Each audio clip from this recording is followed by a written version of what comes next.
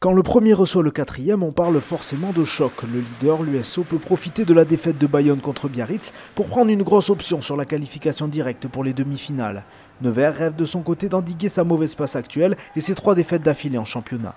Des Neversois qui vont tirer les premiers dans cette partie. Sur un coup de pied d'occupation de Loïc Le Gall, Ben Botica vient se mettre à la faute au soutien de son coéquipier.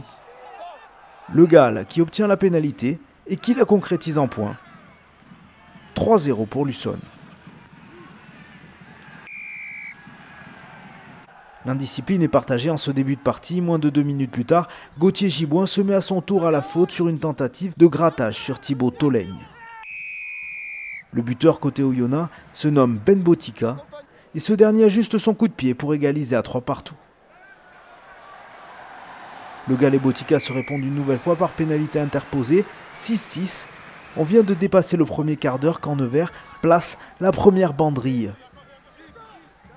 Jason Colin Fraser perce, élimine Quentin Etienne avec un crochet et file marquer le premier essai de cette partie.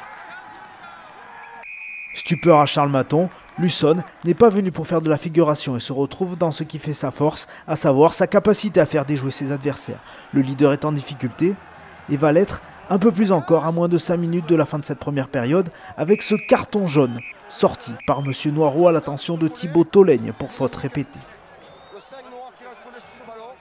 Et la double sanction dans la foulée avec la pénalité inscrite par l'impeccable Loïc Le Gall.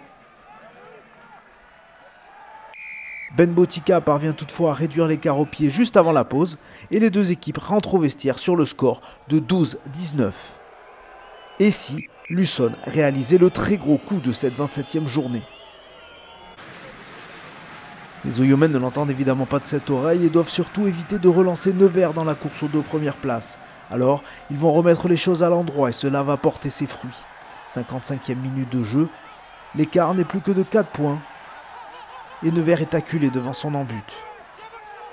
Frédéric Urruti perturbe la libération de balles depuis le sol. Si près de sa ligne, le couperet tombe, c'est carton jaune.